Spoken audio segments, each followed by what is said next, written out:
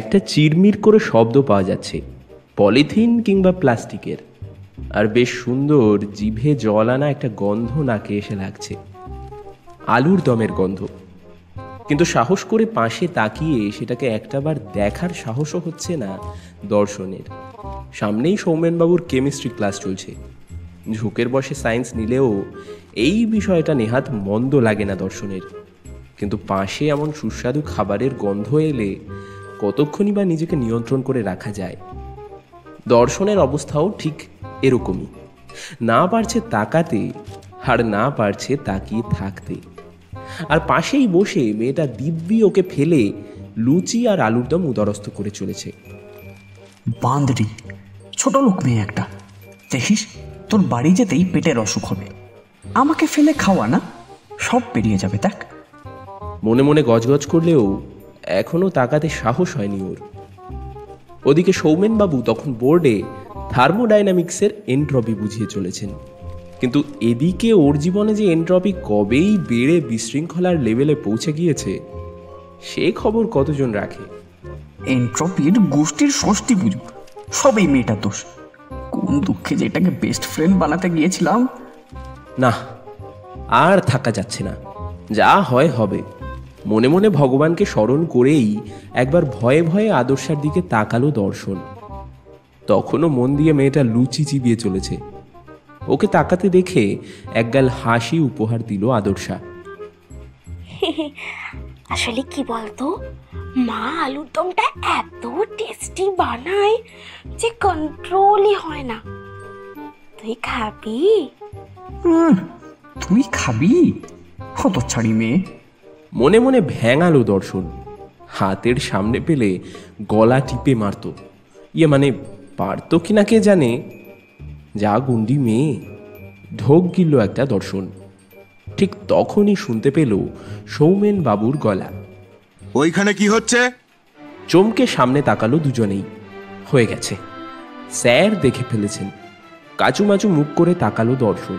হ্যাঁ, তোরা দুজনে কি করছিলি রে? দাঁড়া, উঠে দাঁড়া বলছি।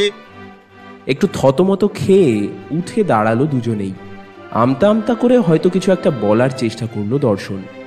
যদিও আদর্শা সেই সব কিছুই করেনি, তবে দর্শনের আর কিছুই বলা হলো না। তার আগেই পেছনের বেঞ্চে বসে থাকা অনির্বাণ উঠে দাঁড়িয়ে বলল, স্যার আদর্শা আর দর্শন ক্লাসে টিফিন খাচ্ছিল। দর্শনের মুখটা নিজের থেকেই হাঁ হয়ে গেল। শালা কি লেভেলের হারামি ছেলে রে বাবা! ও একটা লুচিও চেখে দেখার সুযোগ পেল না, ওইদিকে ওর নামেই এত বড় ঢপ। ধম্মে সইবে এই ছেলের। তবে আদর্শা মহারানী তো ওর চেয়েও 2 কদম এগিয়ে। ওর ভাবতে দেরি, কিন্তু মেয়ের করতে দেরি নেই। রেগে আঙুল উঁচিয়ে অনির্বাণের দিকে তাকিয়ে বলল, এই শালা চামচা, ঢপ দেওয়ার জন্য কোন হতভাগা দক্ষিণে দিয়েছে রে তোকে? সামনে পেলে না একদম হড়গড় ভেঙে রেখে দেব তোর। মেয়েটা আজ নিজেও মরবে, ওকেও মরাবে। আরে স্যার সামনে আছেন, আর কিভাবে কথা বলছে দেখো। স্যারও রেগে গেছেন, মুখ দেখেই বোঝা যাচ্ছে। আদর্শা, এটা কিভাবে কথা বলছো তুমি? ও স্যার, আরে ও ভুলভাল কথা বলছে। আর ফার্স্ট বয় বলে কি 7 খুন মাপ নাকি? আমি পারবো না স্যার। মাথা চাপড়ালো দর্শন। আজ মেয়ে মরবে, হলো তাই। সৌমেন বাবু রেগে বললেন, বেশ, তোমার যদি এতই অসুবিধা তাহলে ক্লাসের বাইরে যেতে পারো। ক্লাসে থেকে বাকিদের অযথা বিরক্ত করবে না। এই সময়টারই অপেক্ষায় ছিল আদর্শা। ব্যাগটা গুছিয়ে কাঁধে নিয়ে সোজা দরজার দিকে চলে গেল। দর্শন হাঁ করে তাকালো, এত সাংঘাতিক কেন এই মেয়েটা? তবে যাওয়ার আগে আরও একটা কাজ করলো আদর্শা। স্যার বলছিলাম, আমি কিন্তু সত্যি একা খাইনি। ওই যে দর্শন, দর্শন সত্যিই ছিল আমার সাথে। নিজের কথা শেষ করেই দৌড় লাগালো আদর্শা। আর জালে আটকা মাছের মতোই সৌমেন বাবুর রাগী চোখের সামনে বসে রইল দর্শন।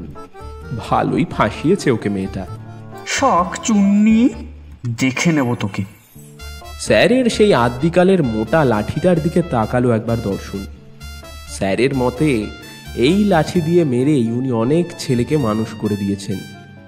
এই লাঠির মার খেয়েওছে আগে দর্শন, তাই ভালোই জানে ওই লাঠি খেলে আজকের মতো ঘুম মামাকে বাই বাই করাটা অনিবার্য। স্যার যেই লাঠিটা সত্যি সত্যি উঁচিয়েছেন সেটা বুঝেই নিজেও ব্যাগটা নিয়ে পেছনের দরজা দিয়ে পিঠ টান দিল দর্শন। এখানে আর এক মুহূর্তও নয়।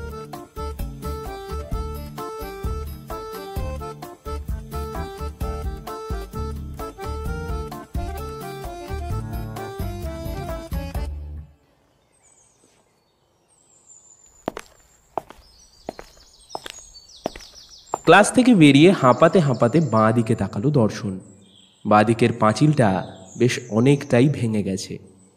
সেখানে একটা ভাঙা বড় ইট আর হাফ সিমেন্ট মাখা চাই রয়েছে। আদর্শা সেই চাইটার উপরেই বসে বসে মনের সুখে লুচি চিবোচ্ছে। আসলে এই দিকেই ফুচকা, আলুকাবলি, কুলফির গাড়িগুলো বসে থাকে, আর সেই নিয়ে পাঁচিলে উঠে ছেলেরা যে হারে ঝুলোঝুলি করে তারই প্রতিক্রিয়া এই ভাঙা পাঁচিল। স্কুল কর্তৃপক্ষ সেটার মেরামত করেনি, অবশ্য কোনোটাই করে না। এই তো কদিন আগেই কে একটা স্কুলের ফ্যানটা পদ্ম ফুলের স্টাইলে বাঁকিয়ে দিয়েছিল। আসলে একের পর এক শিল্পী আছেন কিনা স্কুলে, তবে ফ্যানটা সারানো বা নতুন ফ্যান লাগানো কোনোটাই হয়নি। অগত্যা যাদের ক্লাস তাদেরকে ওই ভ্যাস ভ্যাসে গরমেই ফ্যান ছাড়া ক্লাস করতে হচ্ছে। পাপের ফল কিনা। দর্শন ধীরে ধীরে এগিয়ে গেল আদর্শার দিকে। এসে গেছিস? আর বস। নিজের পাশের একটু জায়গা দর্শনের জন্য ফাঁকা করতে করতে কথাটা বলল আদর্শা। ওর মুখে ভর্তি লুচি আর আলুর দম। দর্শনের মাথাটা দুম করে গরম হয়ে গেল। হতচ্ছাড়া পেতনি, তোর লজ্জা করে না? তোর জন্য আজ আমারও ক্লাসটা করা হলো না। আরে ধুর, ওই চাকলুটার ক্লাস করে কি হতো বলতো? সালা মালটার দিন নেই রাত নেই, খালি খ্যাক খ্যাক খ্যাক খ্যাক করেই চলেছে। আমার কি মনে হয় জানিস তো, রাতে মনে হয় কাকিমা ওটাকে কাছে ঘেঁষতে দেয় না। সেইটারই রিয়াকশন, বুঝলি? আরে নিউটনের থার্ড ল। কথাটা বলেই নিজেই হেসে উঠল আদর্শা। দর্শনও এমন কথায় ফিক করে হেসে ফেলতেই যাচ্ছিল, কিন্তু সামলে নিল নিজেকে। না, এখন হাসা চলবে না। এই বাঁদর মেয়েটা একটু আগেই ওকে ফাঁসি এসেছিল, এর জন্য এক্ষুনি সৌমেনবাবুর হাতে মার অবধারিতও ছিল। ও মোটেও সহজে ছাড়বে না এই পাজি মেয়েটাকে। হঠাৎই ওর চোখ গেল আদর্শার টিফিন বক্সের দিকে, যেখানে আর একটাই মাত্র লুচি আর একটুখানি আলুর দম পড়ে রয়েছে।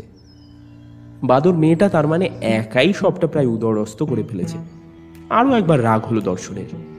আদর্শার হাত থেকে টিফিন বক্সটা এক প্রকার কাড়িয়ে অবশিষ্ট তরকারি সহ গোটা লুচিটাই মুখে পুরে নিল। আদর্শা প্রথমে একটু অবাক হয়েছিল বটে, কিন্তু তারপরে আর কিছু বলল না। মুখে নেওয়া লুচিটা চিবোতে চিবোতেই দর্শন বলল, এই তুই না মেয়ে, লাজ লজ্জা একটু নেই নাকি? যা মুখে আসছে তাই বলছিস। না রে, আমার লাজ লজ্জা নেই, আমি নির্লজ্জ, ঠিক আছে? অবাক হয়ে তাকালো দর্শন। একটা মেয়ের মুখে নো ডাউট এমন কথা শোনা অসম্ভব। মাঝে মাঝে তো ওর সত্যি ডাউট হয়, এটা মেয়ে তো নাকি অন্য কিছু।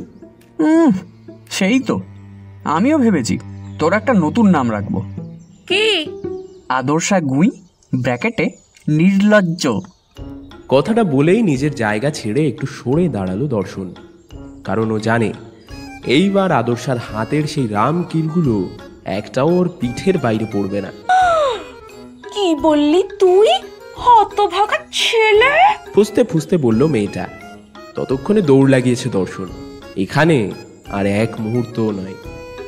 হতচ্ছাড়া ছগল, পালা তুই পালা।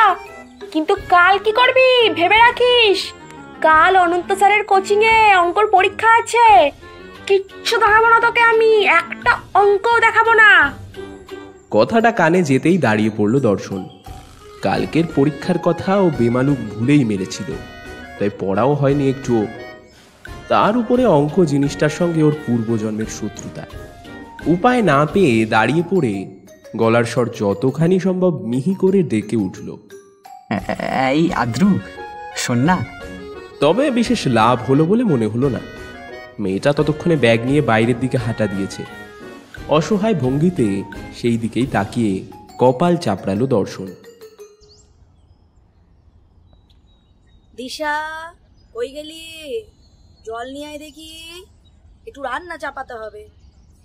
আমার হাতে মেলা কাজ, এদিকে কল তলাতেও জল উঠছে না। তোর বাবাকে কবে থেকে বলছি মিস্ত্রি ডাকতে। বাইরে থেকে মায়ের গলা পেয়ে একটা দীর্ঘশ্বাস ফেলল আদর্শা। গরমকালে এটাই সবচেয়ে বড় সমস্যা। মাটির জল অনেকটা নিচে নেমে যায়, উঠতেই চায় না। এমনকি হ্যান্ড পাম্প দিয়ে জল তুলতে গেলেও হাতের দফা রফা। তাই ভরসা একমাত্র জলের ট্যাঙ্কি। ওদের গলির মুখে একটা ট্যাঙ্কি আছে, সেখানে জল নেওয়ার জন্য এত লম্বা একখানা লাইন পড়ে, কিন্তু উপায় নেই। তাই দুটো বালতি হাতে নিয়ে বেরিয়ে গেল আদর্শা।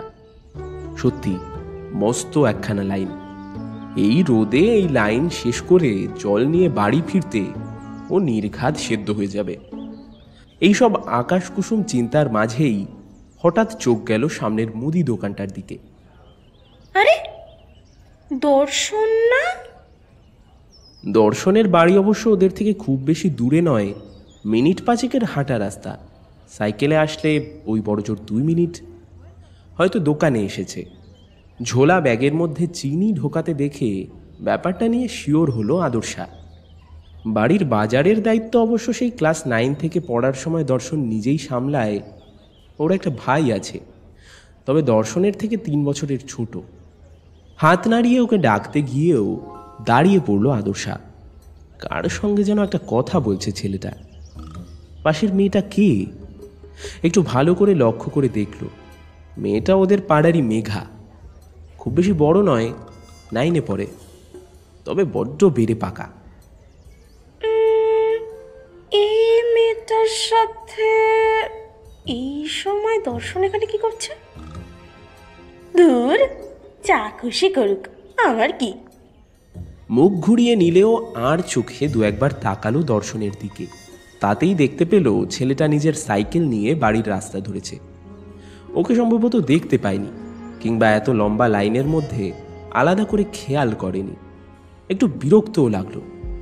মেঘা মেয়েটাকে ওর বিন্দু মাত্র পছন্দ নয়। অসম্ভব বেড়ে পাকা মেয়েটা। এই তো সেদিন ওর কাছে এসেছিল কি একটা অঙ্ক বুঝতে। এমনি মেয়েটাকে সহ্য হয় না, কিন্তু কেউ পড়তে এলে তো আর তাকে ভাগিয়ে দেওয়া যায় না। তার উপরে অঙ্ক জিনিসটার প্রতি ওর একটা আলাদা টান আছে। অঙ্ক হাতে পেলে ও দুনিয়া ভুলে যায়। মন দিয়ে অঙ্কটা কষতে কষতেই খেয়াল করেছিল আদর্শা। মেয়েটা অনেকক্ষণ যাবৎ ওর দিকেই তাকিয়ে মুচকি মুচকি হাসছে। আজব তো। ওই কি, হ্যাঁ ব্যাপারটা কি? হাসছিস কেন?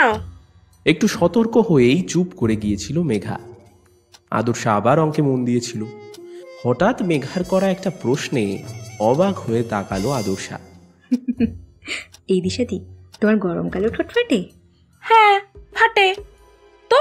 মেয়েটার মুখে এবার মুচকি হাসির বদলে ফুটে উঠল একটা মার্কা মারা শয়তানি হাসি, যেটা দেখলেই পা থেকে মাথা পর্যন্ত জ্বলে যায় আদর্শার। এই তোর কি ব্যাপার বলতো? আমি এখানে অঙ্ক করছি আর তুই খি খি খি খি করে এমন 32 পাঁচে বের করে হেসেই চলেছিস। হ্যাঁ, মার খেতে ইচ্ছে করছে? কথাটা শুনে ভয় পাওয়ার বদলে হাসিটা আরো চওড়া হলো মেয়েটার। আরে আমি তো এমনি হাসছি। এই বলছি দিশাদি, তুমি জানো না ঠোঁট ফাটলে কি হয়? শয়তানি হাসিটা বজায় রেখেই কথাটা বলেছিল মেঘা। বিরক্তিতে মুখ কুঁচকে ওর দিকে তাকিয়েছিল আদর্শা। না জানি না, হয়েছে? সত্যিই জানো না? এবার সত্যিই মাথাটা গরম হয়ে গিয়েছিল। এই মেয়ের সমস্যাটা যে কি, তার এই হাসি আর কথা বলার ঢঙে ভালোই আন্দাজ করেছে। ভালো কথা তো এই মেয়ে মোটেও বলবে না। খাতাটা কোল থেকে নামিয়ে রেগে বলেছিল, এই তোর না অঙ্ক বোঝার ছিল? তো সেসব তো দেখছি না, আজে বাজে বকে খালি আমার মাথা গরম করাচ্ছিস কেন? আরে আজে আজে কখন বলছি, ভালো কথাই তো বলছি। তুমি জানো না, যে মেয়ের ঠোঁট যত বেশি ফাটে, তার বর বা ভালোবাসার মানুষ তার ঠোঁটকে তত বেশি বেশি ভালোবাসে। মাথার সব কটা তার পটাং করে ছিঁড়ে রাগের পারদটা যেন একেবারে শীর্ষে পৌঁছে গিয়েছিল। দাঁতে দাঁত চেপে বলেছিল, কি মানে? মেয়েটা মনে হয় আদর্শার মুখটা খেয়াল করেনি। করলে আর পরের কথাটা বলতে পারতো না। ও মা, তুমি এটাও জানো না? ঠোঁট ভালোবাসে মানে চুমু খাওয়া গো। ব্যাস, রেগে হাতে থাকা খাতাটাই রোল করে তেড়ে গিয়েছিল মেঘার দিকে। তবে রে শয়তান মেয়ে, দাঁড়া, তোর চেয়ে আমি 2 বছরের বড়, সে কথা মনে থাকে না? না, আজ তোকে মেরে তোর সব পাকামি আমি ঘুচিয়ে দেব, আর তা না হলে আমার নামও আদর্শা নয়। বিপদ বুঝেই আর দাঁড়ায়নি মেঘা, খাতা পেন ফেলে সোজা দৌড় লাগিয়েছিল। নয়তো আদর্শার একটা মারও মাটিতে পড়তো না, সেটাও ভালো মতোই জানে।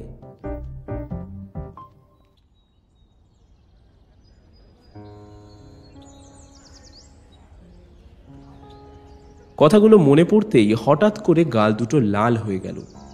হ্যাঁ সত্যি, ওর ঠোঁট সারা বছর ফাটে, কিন্তু তার মানে নিজের মনেই নিজেকে ধমক লাগালো আদর্শা। ততক্ষণে লাইনে ওর সামনে আর একজন, তারপরেই ওর পালা। একটা বড় করে নিঃশ্বাস নিল আদর্শা।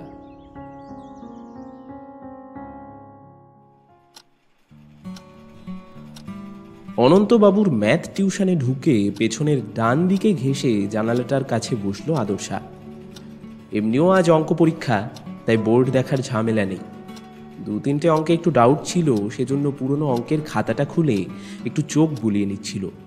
দুম করে পাশে কেউ একটা ঝাঁপিয়ে পড়ে বসতেই চমকে উঠল। তবে পাশে দর্শনকে বসে দাঁত কেলিয়ে হাসতে দেখে একটা ছোট্ট করে নিঃশ্বাস ফেলল। এই কিরে, এরকম একটা কিম্ভূত কিমাকার চেহারা নিয়ে এমন গদাম করে পাশে এসে বসলি কেন? উত্তরে রাগ না করেই মিষ্টি করে হাসলো দর্শন। আদর্শার আর বুঝতে অসুবিধা হয় না, অতি ভক্তি চোরের লক্ষণ।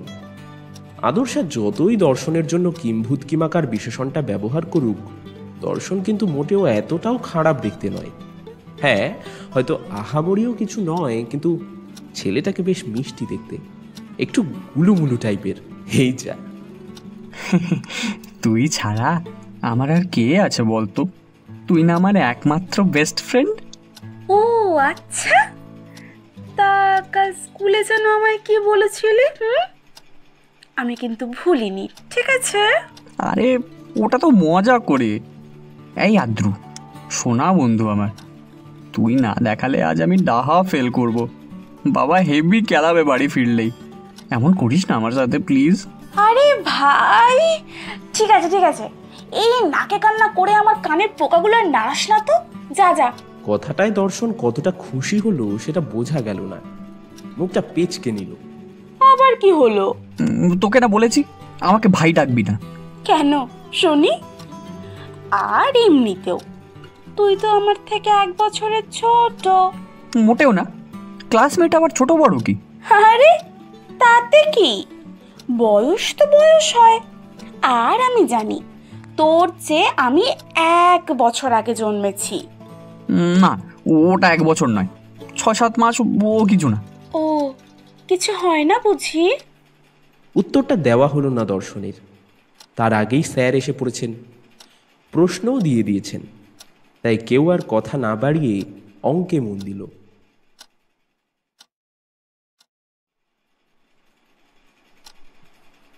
আরে আগের পাতাটা দেখা না, ওই আত্র, ওই cos থিটার অঙ্কটা। রাগে দাঁত পিষল আদর্শা। গত 45 মিনিট ধরে এটাই চলছে। এদিকে স্যার বারবার এই দিকে তাকাচ্ছে। কিছু না বলে খাতার থেকে নিজের হাতটা সরিয়ে দিল, কিন্তু তাতেও হলো না ছেলেটার। সে আবারও কুই কুই করে বলল, আরে এটা না, আগের অঙ্কটা। কত ভাগা, একটা অঙ্ক নিচে করেছিস তুই, তখন থেকে খালি দেখা আর দেখা। রেগে গিয়ে কথাটা প্রয়োজনের তুলনায় একটু জোরেই বলে ফেললো আদর্শা। স্যার ওর গলা শুনতে পেয়েই তাকালেন ওদের দিকে। কি হয়েছে আদর্শা? ভয়ে মুখ শুকিয়ে গেল দর্শনের। আর ওর ভয়টাকে সত্যি করেই আদর্শা বলে ওঠে, দেখুন না স্যার, এই দর্শনটা অনেকক্ষণ ধরে আমাকে ডিস্টার্ব করে যাচ্ছে। ব্যাস হয়ে গেল, বাঁদরি ছোট লোক মেয়ে একটা। এইভাবে সত্যবাদী যুধিষ্ঠির হতে কে বলেছিল রে তোকে? দেখে নেব তোকে। স্যার অবশ্য বিশেষ কিছু করলেন না, শুধু দুজনকে আলাদা আলাদা জায়গায় বসিয়ে দিলেন। বাকি পরীক্ষাটা একা একা নিজেকেই দিতে হলো দর্শনকে। কিন্তু এর মধ্যে ও আদর্শাকে 1000টা গালাগালি দিয়ে ফেলেছে। ছুটির পর সাইকেলটা নিয়েই বেরিয়ে গেল দর্শন। ওই শয়তান মেয়েটার সঙ্গে আর একটাও কথা বলবে না। কিন্তু পেছন থেকে একটা ডাকেই হঠাৎ চমকে উঠল। এই দর্শন, দাঁড়া! আরে বাবা, আমিও যাব তো। হাঁপাতে হাঁপাতে ওর পাশে এসে দাঁড়ালো আদর্শা। দর্শন মুখ ঘুরিয়ে নিল। আরে বাবা, আমিও যাব তো। একা একা চলে যাচ্ছিস যে? আমি যাব না তোর সাথে। ও বাবা, এই ছেলের দেখছি রাগ হয়ে গেছে। এই, তোকে কিন্তু আমি প্রায় সবকটা অঙ্কই দেখিয়েছি, বল। উনি নাকি আমাকে সবকটা অঙ্ক দেখিয়েছেন। লাস্টের আধ ঘন্টা না আমি একা একা পরীক্ষা দিয়েছি, বুঝেছিস? আরে, তার আগের 45 মিনিট সেটা কিচ্ছু না। না, নয়। তোর জন্য আমি কম নাম্বার পাবো। আমার জন্য? সত্যি বাবা, তা আমি কি করে দোষী হই? হ্যাঁ, আমি কি তোকে পড়তে বারণ করেছিলাম, নাকি তোকে বলেছিলাম পড়া ফেলে টোটো করে ঘুরে বেড়াতে? বাজে বকিস না তো। আচ্ছা ছাড় ছাড়, বাদ দে। পাপড়ি চাট খাবি? না। আরে চলই না। দর্শন এগিয়ে গেল।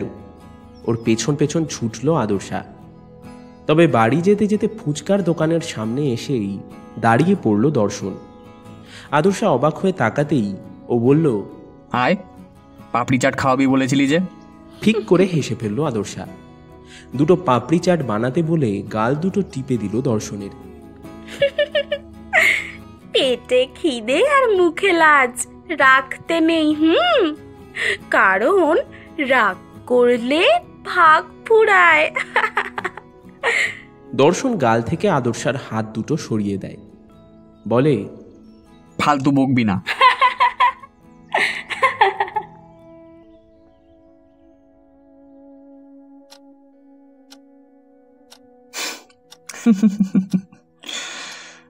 কথাগুলো মনে পড়তেই মুখে আপনা হতেই হাসি ফুটে উঠল দর্শনের। সেই সব দিনগুলো কতই না সুন্দর ছিল। বড় হলে কেন যে বদলে যায় সবটা। আজ কতগুলো দিন হয়ে গেল ও মেয়েটাকে দেখেনি। আগে ফোনে টুকটাক কথা হতো, কিন্তু ইদানিং সেটাও বন্ধ হয়ে গেছে। ফোন করলে এখন হ্যাঁ এইসব ছাড়া আর কথা পাওয়া যায় না। অথচ একটা সময় ওদের কথা শেষই হতো না। সেই সব কথাগুলো ভাবতে ভাবতেই হঠাৎ দীর্ঘশ্বাস ফেলল দর্শন। ওর আজও মনে আছে যেদিন ও ক্যাম্পাসিংয়ে মুম্বাইয়ের চাকরিটা পেল, মিষ্টি নিয়ে আদর্শাদের বাড়িতে গিয়েছিল। কাকু কাকিমা সবাই খুশিই হয়েছিলেন, কিন্তু মেয়েটার মুখ থেকে কোথায় যেন হারিয়ে গিয়েছিল সেই চেনা হাসিটা। একটু মজা করেই সেদিন দর্শন বলেছিল, কিরে, আমি চাকরি পেয়েছি বলে কি খুব কষ্ট হচ্ছে নাকি তোর? তুই চিরদিনের হিংসুটে রয়ে গেলি। তবে উত্তরে সেদিন রাগ করেনি মেয়েটা, একটু হেসে বলেছিল, কবে ফিরবি? আর ফিরবো না ভাবছি। পাকাপাকি ভাবে ওখানেই সেটেল হয়ে যাব। তারপর ওখানেরই একটা মেয়েকে বিয়ে করে পুরো বিন্দাস লাইফ বস। ও আচ্ছা, খুব ভালো কথা। ভালো থাকিস। হ্যাঁ। একটু অবাক হয়েই তাকিয়েছিল দর্শন। সত্যি বলতে এত সহজ উত্তরও আশা করেনি। হয়তো অন্য কিছু শুনতে চেয়েছিল, অন্যভাবে শুনতে চেয়েছিল, কিন্তু সেসব আর বলা হয়ে ওঠেনি। মুম্বাই যাওয়ার কয়েকদিন পর একটা 2 BHK ফ্ল্যাট কিনেছিল দর্শন। তারপর বাবা মাকেও কিছুটা জোর করেই নিয়ে চলে এসেছিল নিজের কাছে। ভাইও পড়ার জন্য বাইরে থাকে, ফলস্বরূপ বন্ধ হয়ে গিয়েছিল ওদের পুরনো বাড়িটা। একেবারেই কমে গিয়েছিল সেখানে যাওয়া আসা। কিন্তু আজকাল এই বিলাসবহুল জীবন, 14 তলার ফ্ল্যাট বাড়িতে বসে শহরের সৌন্দর্য সবকিছুতেই বড্ড হাঁপিয়ে উঠেছে দর্শন। খুব মিস করে সেই পুরনো বন্ধুটাকে, সেই পাগলামিগুলোকে। আদর্শা এখনো সেই ছোট্ট শহরেতেই রয়েছে। একটা স্কুলে এখন অঙ্কের শিক্ষিকা সে। নিজের পছন্দের বিষয়টাকেই বেছে নিয়েছে মেয়েটা। কিন্তু দর্শন জানে সে চাইলেই আরও বড় কোনো জায়গায় যেতে পারত। আজকাল মেয়েটা অনেক গুছিয়ে কাজ করতে শিখেছে। সত্যি সময় কত কিছু বদলে দেয়। শুধু বদলানো যায় না শেকড়টা, যার সন্ধানে বারবার ছুটে যেতে ইচ্ছে করে। মনটা ছটফট করে ওঠে দর্শনের। খুব ইচ্ছে হয় আদর্শার কাছে ছুটে চলে যেতে। ওর বেস্ট ফ্রেন্ডকে আজ যে ভীষণ মিস করছে ও। আজ ওর কাছে সত্যিই সব কিছু আছে, শুধু সেই নির্ভেজাল বন্ধুত্বটা হারিয়ে গেছে। চোখ দুটো জ্বালা করে উঠল। এক ফোঁটা জল গড়িয়ে পড়তেই মনে মনে ভাবল, আচ্ছা ও কি সত্যিই হারিয়ে ফেলেছে আদর্শাকে? কথাটা মাথায় আসতেই অন্য আরও একটা ভাবনা মাথা চাড়া দিয়ে উঠল। আচ্ছা ও কি কখনো ভালোবেসেছে মেয়েটাকে?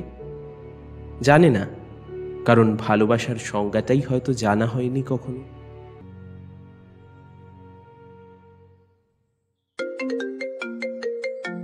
ফোনটা বেজে উঠতেই সেটা কানে নিল দর্শন। হ্যাঁ মা, বলো। ওই দিকের অবস্থা কেমন রে?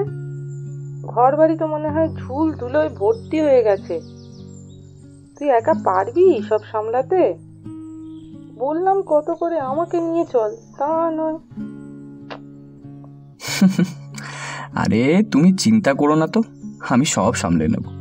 হ্যাঁ রে, পারবি তো? ইস, কতগুলো দিন বন্ধ ছিল বাড়িটা, খুব বাজে অবস্থা না রে?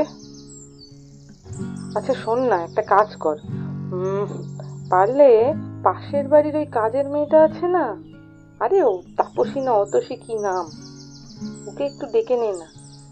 300-400 টাকা ধরিয়ে দিলেই দিব্যি একটু পরিষ্কার করে দেবে। উফ মা, বলছি তো আমি সব সামলে নেব। ফোনটা কেটে বড় করে নিঃশ্বাস নিল দর্শন। সত্যি বাড়ির অবস্থা বেশ খারাপ। বেশ কয়েকটা ছুটি ডিউ ছিল ওর, তাই সেগুলো ম্যানেজ করেই কিছু না ভেবেই চলে এসেছিল বাড়িতে একাই। ও নিজেও জানে না হঠাৎ এতটা ডেসপারেট হয়ে উঠল কেন।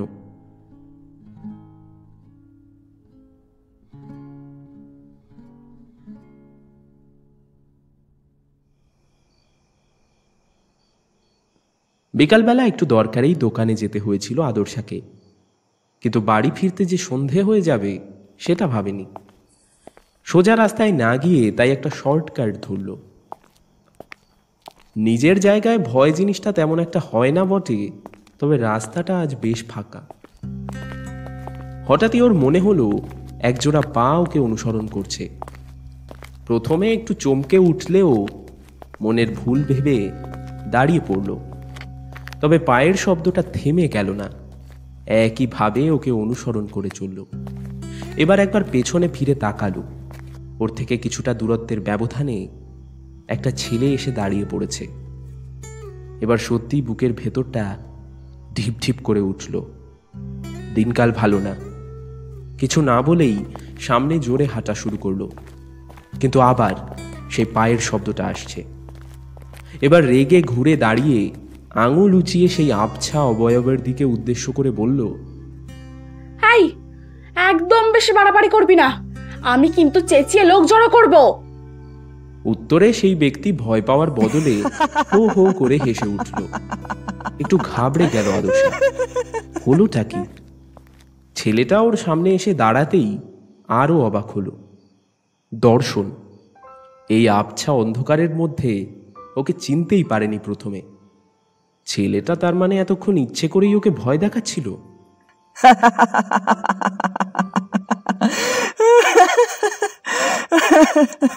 বাবা, ডাকাত রানী সত্যি তার মানে একটুও বদলায়নি। এটার মানে কি? তুই ভয় দেখাচ্ছিলি আমাকে? তুই ভয় পাচ্ছিলি আমাকে? ভাট বকিস না দর্শন। এমন হঠাৎ ভূতের মতো উদয় হলে মানুষ ভয় পাবে না তো আর কি করবে শুনি? ওকে বাবা, সরি। তা গিয়েছিলি কোথায়? আমি একটু দোকানে গিয়েছিলাম। তা তুই কবে এলি? আজই একটা কাজ ছিল এদিকে। ও হঠাৎ করেই যেন একটা অদ্ভুত নীরবতা নেমে এলো। দর্শনের মনে হলো যেন সত্যিই সব কথা শেষ হয়ে গেছে ওদের মধ্যে। তবে ওর একটুও ইচ্ছে করছে না কথাগুলো শেষ করতে। কথা শেষ হয়ে গেলেই আদর্শা চলে যাবে, আর এখন যে মেয়েটাকে একটুও যেতে দিতে ইচ্ছে করছে না। তাই মরিয়াভাবেই বলল, বলছি, তোর এখন একটু সময় হবে? কেন বলতো? সামনে একটা নতুন ক্যাফে খুলেছে দেখলাম, বেশ সুন্দর কফি পাওয়া যায় ওখানে। এই গরমে এক কাপ কোল্ড কফি হলে মন্দ হয় না, কি বল? তা আজই তো এলি, এর মধ্যে এত সব খবর করাও হয়ে গেছে। উত্তরে হালকা হাসলো দর্শন। আদর্শাও আর না করল না।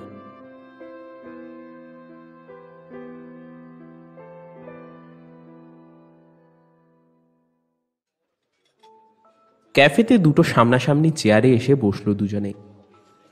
এখনো পর্যন্ত কেউ একটাও কথা বলেনি। হালকা মিউজিকে একটা গান বেজে চলেছে। প্রথম কথাটা দর্শনই বলল, তো কেমন আছিস বল? আমার বেশ ভালোই চলে যাচ্ছে। তা তোর খবর বল, মুম্বাইতে কি মনের মতো বউ পাওয়া গেল? না রে, ওটাই আজ পর্যন্ত জুটলো না। আমি বুঝি না, জানিস তো, প্রবলেমটা আমার থোবড়ার নাকি অন্য কিছুর। আর তোর খবর, কবে করছিস বিয়ে? এখনো ভাবিনি, ভাবলে জানিয়ে দেব। আবার একটা নিস্তব্ধতা। এবার দম বন্ধ মনে হলো দর্শনের। আচ্ছা, ওদের মধ্যে কি সত্যিই সব কথা শেষ? কেন হারিয়ে যাচ্ছে বারবার কথাগুলো? কেন চেনা মানুষটাকে এতটা অচেনা লাগছে? হঠাৎ করেই তাই একটা অদ্ভুত প্রশ্ন করে বসলো দর্শন। আমাদের ওই পুরনো দিনগুলো একেবারে হারিয়ে গেছে বল আদ্রু। সব কেমন যেন বদলে গেছে। আমি খুবই মিস করি ওই দিনগুলোকে। ততক্ষণে কফি দিয়ে গেছে। আদর্শা কফিতে হালকা চুমুক দিয়ে অবাক হয়ে দর্শনের দিকে তাকালো। কোনো কিছুই না কখনো থেমে থাকে না, জানিস তো।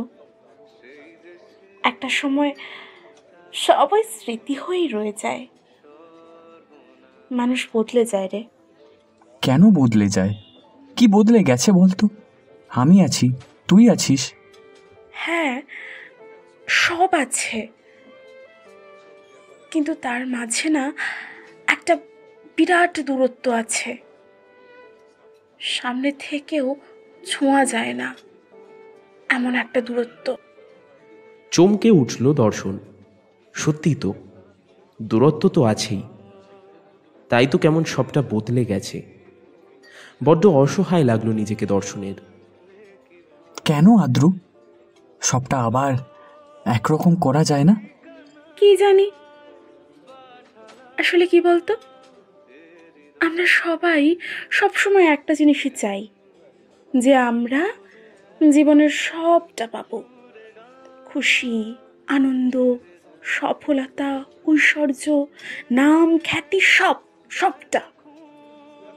কিন্তু ভুলে যাই, সব কিছু যে একসঙ্গে পাওয়া যায় না, সম্ভব না। কিছু পেতে গেলে কিছু তো হারাতেই হয়। কেউ কেউ ছোট ছোট খুশিগুলোর জন্য বড় জিনিসটাই হারিয়ে ফেলে। কেউ আবার বড় জিনিসটার জন্য ছোটগুলো ভাবেই না। সেই ছোট জিনিসটা একটা সময় তার ভীষণ প্রিয় ছিল, ভাবে না। বন্ধুত্ব, ভালোবাসা, সম্পর্ক, এই সমস্ত কিছু থেকে না তার বড় খুশিটা অনেকটা বড় হয়ে যায়। উপরে উঠতে উঠতে সে নিচে থাকা জিনিসগুলোকে যে কখন পা দিয়ে পিষে ফেলে নিজেও বোঝে না।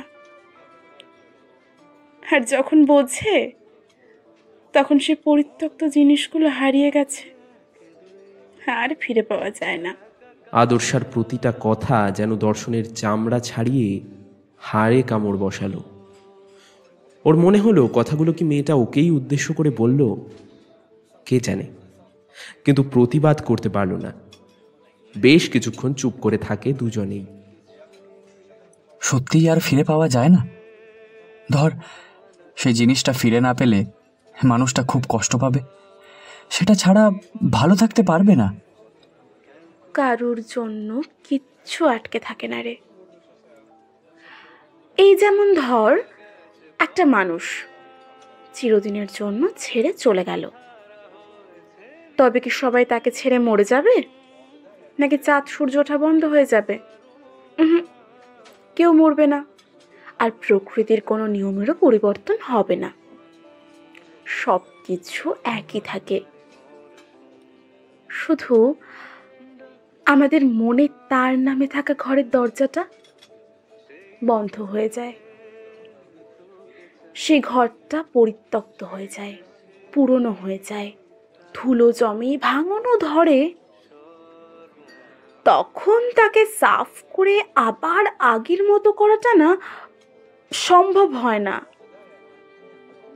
কারণ ভাঙা জিনিসটা নতুন করা বড্ড জটিল, বড্ড। কিন্তু ধর কোনো মানুষ মরে যায়নি, শুধু ছেড়ে চলে গেছে, তার ঘরেও তো ধুলো জমেছে, কিন্তু ভেঙে যায়নি সেই ঘরটা। চাইলেই ঘরটাকে আবার সাফ করা যায়, নতুন করা যায়, আর তখন আবার সেই মানুষটা দিব্যি ওই ঘরটায় থাকতে পারে। দর্শন মন দিয়ে কথাগুলো শুনছিল। এত গুছিয়ে, এত সুন্দর করে কথা বলতে কবে শিখলো মেয়েটা, কিন্তু কথাগুলো যেন গভীরভাবে অনুভব করতে পারছিল।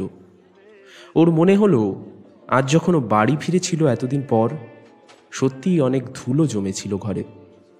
সারাটা দুপুর লেগেছে ওকে সবটা পরিষ্কার করতে, কিন্তু পেরেছে শেষ পর্যন্ত। আচ্ছা, তবে কি সময় নিয়ে ধুলো পরিষ্কার করতে চাইলে সম্পর্কে লাগা ধুলোও পরিষ্কার করা যায়? মনের ঘরটাকেও নতুন করে সাজানো যায়?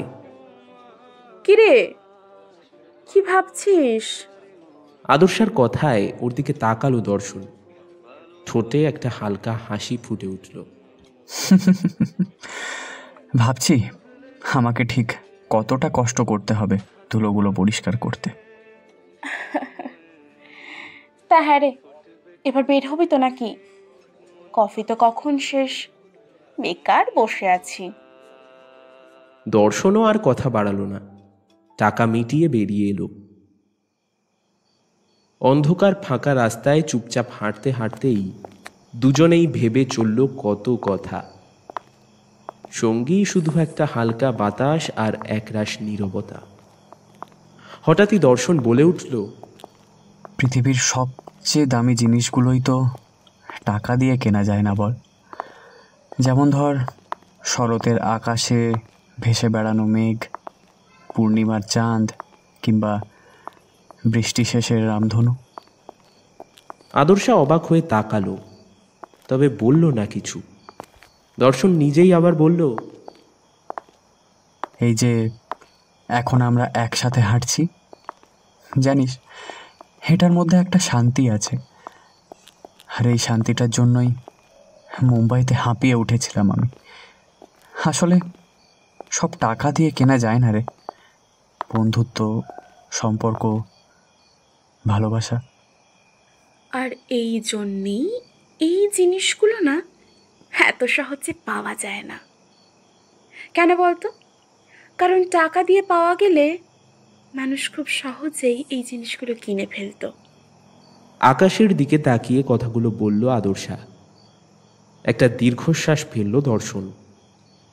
তারপর হুট করে আদর্শার হাত দুটো ধরে বলল, আর যদি বলি আমি এই সব কিছু আবার ফিরে পেতে চাই, আমার বন্ধুত্ব, আমার বেস্ট ফ্রেন্ড, আমার ভালোবাসা।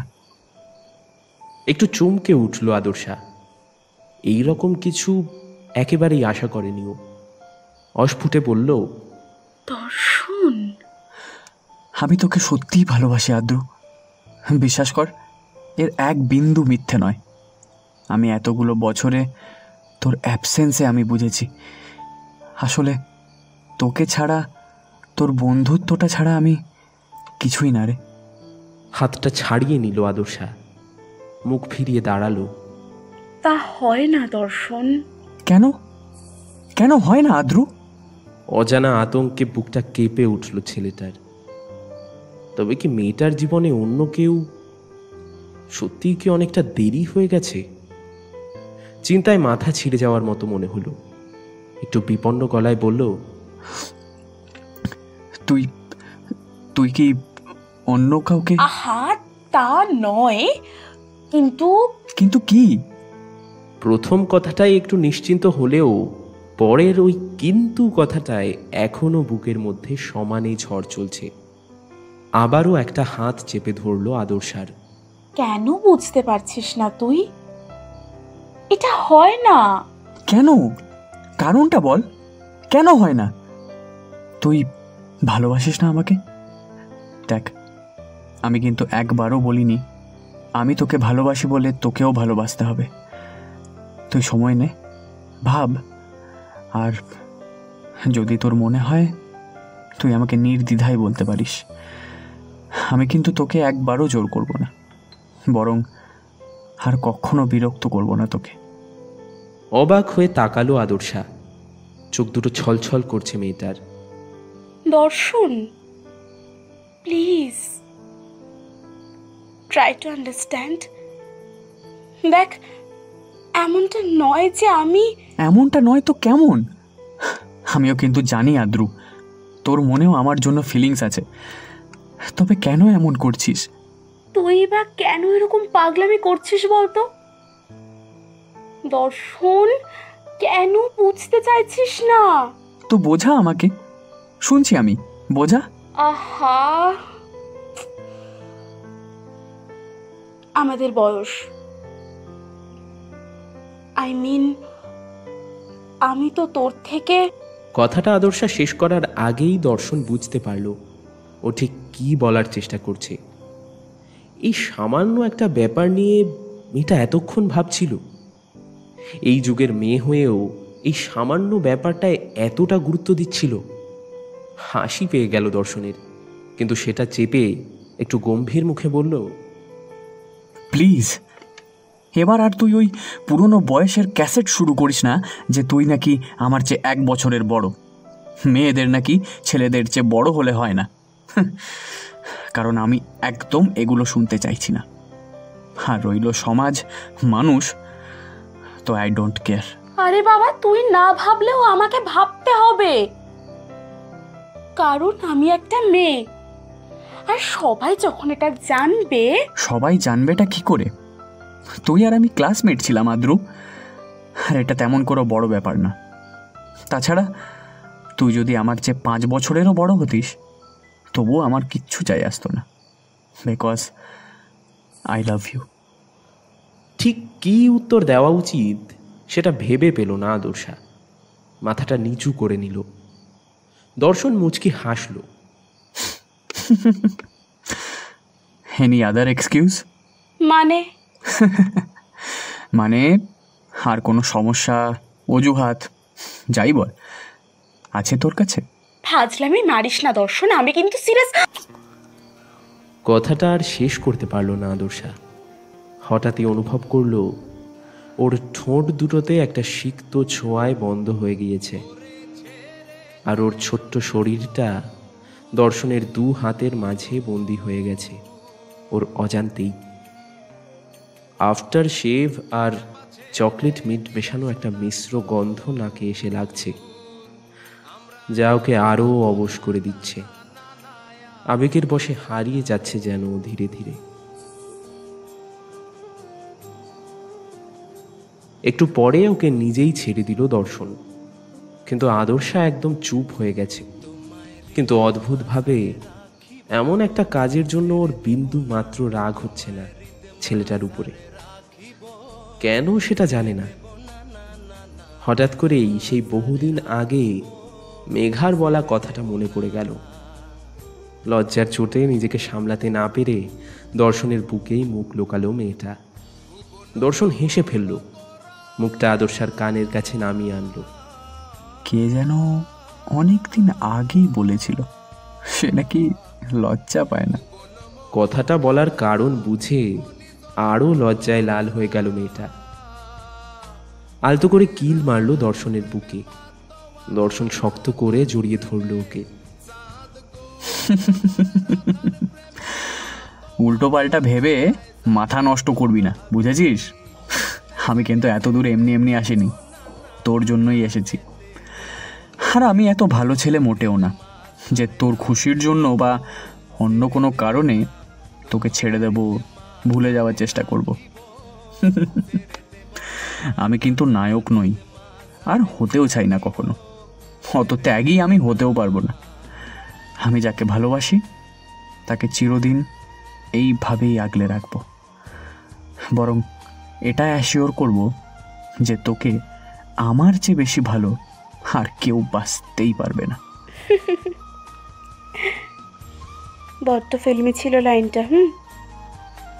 হ্যাঁ রে, আসার আগে বাংলা সিনেমা দেখে এসেছিলি নাকি? যেটাকে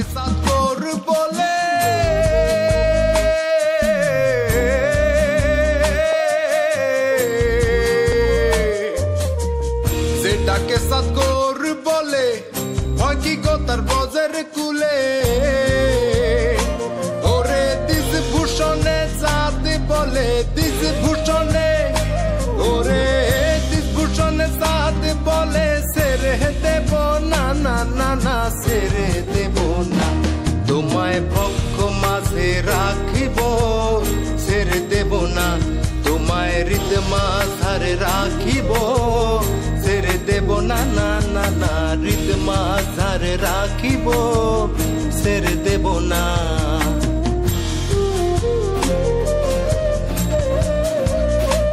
ওরে সেরে দিলে সোনার গৌ,